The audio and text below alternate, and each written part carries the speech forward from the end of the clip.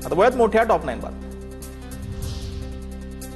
भारत अगोदरपासूनच हिंदू राष्ट्र वेगळ्या घोषणेची गरज नाही, नागपुरातील एका कार्यक्रमात बोलताना सरसंघचालक मोहन भागवत यांचं वक्तव्य। अमरावतीच्या परतवाडामध्ये उद्या होणाऱ्या नितेश राणेंच्या सभेला पोलिसांनी परवानगी नाकारली, आयोजक मात्र सभा घेण्यावर ठाम। दाऊदचा साथीदार सलीम डोलाला तुर्कीच्या इस्तानबुलमधून अटक। तुर्कीच्या इस्तानबुलमध्ये अटक झाल्यानंतर भारतात प्रत्यार्पण। सलीम डोलाला भारतात आणल्याची माहिती। सलील डोला याला पुढील चौकशीसाठी मुंबई पोलिसांच्या ताब्यात देण्याची शक्यता। भोंदू खराचे वकील खराची एसआयटी कोठडी दरम्यान भेट घेणार। 7व्या गुन्ह्यामध्ये भोंदू खरातला 3 दिवसांची कोठडी। वकील एसआयटी चौकशी संदर्भात खरासोबत चर्चा करणार।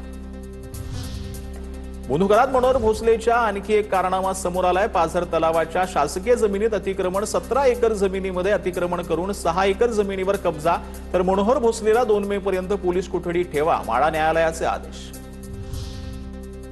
घाटकोपरमधील 2 लहान मुलींवर लैंगिक अत्याचाराची घटना। पीडित कुटुंबाला न्याय मिळवून देण्यासाठी किरीट सोमय्या आक्रमक। पोलीस आयुक्तांच्या आदेशानंतर सोमय्यांचं आंदोलन 14 तासांनंतर मागे।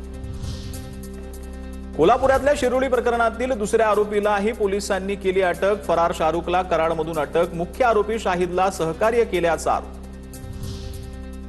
नाशिकमधील साधुग्रामसाठी तपोवनामध्ये भूसंपादन वेगात सुरू। जमीन मालकावरती अन्याय होऊ देणार नाही, महापौरांची ग्वाही। 283 एकर जमीन संपादनाचं काम सुरू। 84 एकर आधीच अधिग्रहित।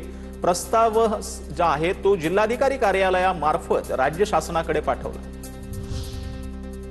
केम हॉस्पिटलच्या नामांतराला प्रशासनाकडूनही हिरवा कंदील। आरोग्य समितीकडे हा प्रस्ताव आल्यानंतर तो मंजूर करून आयुक्तांकडे अभिप्रायाकरता पाठवला गेला। आता आयुक्तांनीही या नामांतर प्रस्तावाला समितीनं जो निर्णय घेतला असेल तो कायम राहील, पालिका आयुक्त अश्विनी भिडे यांची प्रतिक्रिया।